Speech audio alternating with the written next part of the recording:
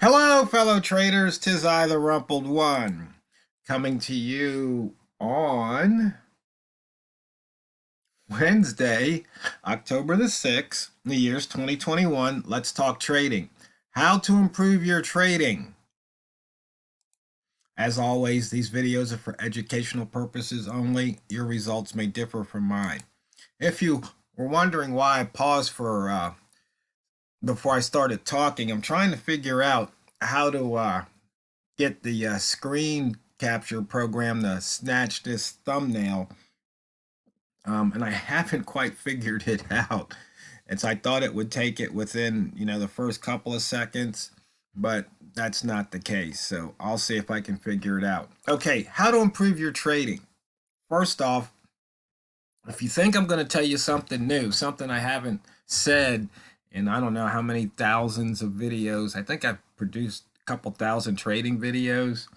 Not going to really tell you anything new per se. Okay, if you want to improve something, first you have to identify an area or areas that you want to improve. And when it comes to trading, there's pretty much only three things, right? First thing is your risk management, and it's the simplest. You decide how much you're willing to lose on any one particular trade. It could be $100, $1,000, 1% of your account, 2%, half percent. Doesn't matter. It's up to you. It's your money, your portfolio. It's all about you. So that's just a decision you have to make. And once you make it, you stick to it. So the only thing you can improve is your stick-to-itiveness. So if you're not sticking to it, then start sticking to it. And then your risk management will improve. That's it. There's really nothing more that you can improve when it comes to risk management. So you decide how much to lose, you make sure your position size and stop loss are set accordingly, and you go from there. It's not that difficult, right? Okay. Now, what comes next? Probably the biggest one. That's your money, that's your brain management. And this is where you can put in the most work. More so than studying indicators or methods, etc. No, it's you, because chances are you've got some fear and you may have some regret. And that's going to cause you pain. And that's going to cause you to hesitate. That's going to cause you not to take a trade. That's going to cause you to jump out of a trade too early, or it's going to cause you to jump in too quick. That's where you have to work. So, for example, yesterday I jumped in a trade too early. I didn't wait. I got the signal, but I was supposed to wait for something else, and I didn't. And of course, it went against me. Has to be expected, right? And so today, didn't make that mistake. So that's how you improve. You find something that you didn't do properly, or you failed to do properly, or you just failed to do, and then you don't do it, or you do it the next time, whatever it is. So for me, don't take that signal unless unless you have the right count. And I can show you what that is when we move on down to the charts. And in the regret, we've talked about that many times too. Got out of a trade, it carried on for a couple of more pips. It doesn't matter. After I'm out of the trade, it's over. What happens next doesn't matter. My next mission is to wait and identify my next entry. Because after I exit, that's it. It's over. So no need to kick myself. No need to yell or scream or get mad.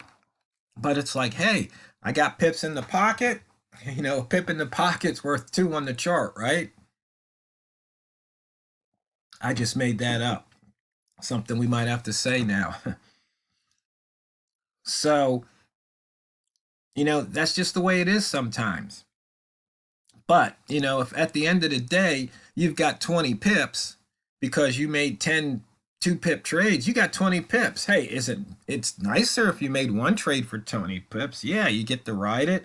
That's always nice, but how often does that happen? So, brain management, this is where you really have to focus on improve. And coupled with the risk management is money management. I should probably put these screens next to each other. Um, but once again, this is probably part of money management, is probably part of brain management too, because this taking the profit before the market takes it back, is that fear based? Are you managing your emotions rather than managing the trade, the actual trade? Because I know if I get um, down in the market, I enter the trade and I'm down 3, 4, 5 pips, then as soon as I can take a pip, I usually take that pip and then maybe it'll rocket on. But it's what am I doing? I'm managing my emotions. I'm managing my feelings. I'm not really looking at the trade. It's just that, hey, I got in, market went against me. Now it's coming back. Wait for an exit signal. But sometimes it's hard to do because you might be waiting for the exit signal and now the market's taking it back. So this is a tough one, but this is something that you can improve on. And so, for example, when I'm trading, I'm using the semaphores.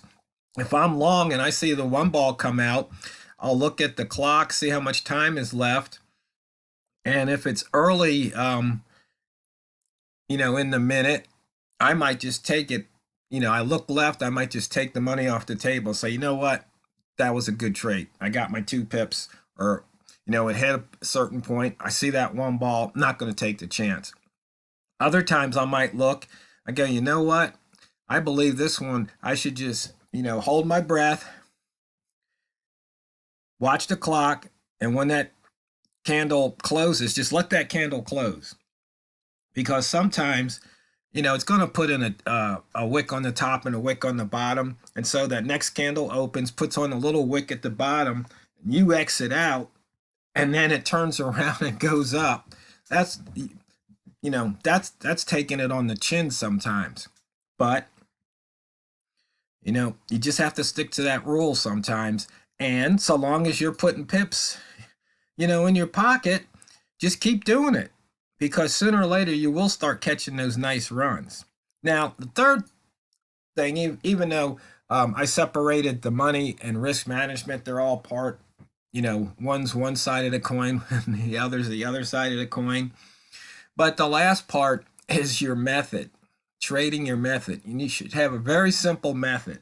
And I have a rule of thumb: if you can't write the rules on a 3x5 index card, not 4x6, not 5x7, but 3x5, and I don't mean teeny tiny writing either. I mean legible writing that you can see, you don't have to squint or use a magnifying glass. Your rules should be simple, and there probably should be no more than 3. 3 rules to enter. So, if you want to play breakouts, it's candle color at the first line encountered. It's, it's real simple. So right now this candle color is green. First line it encounters, I'm going to go long.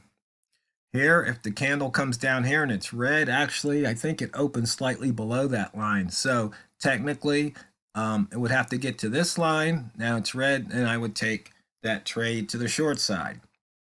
Real simple rules.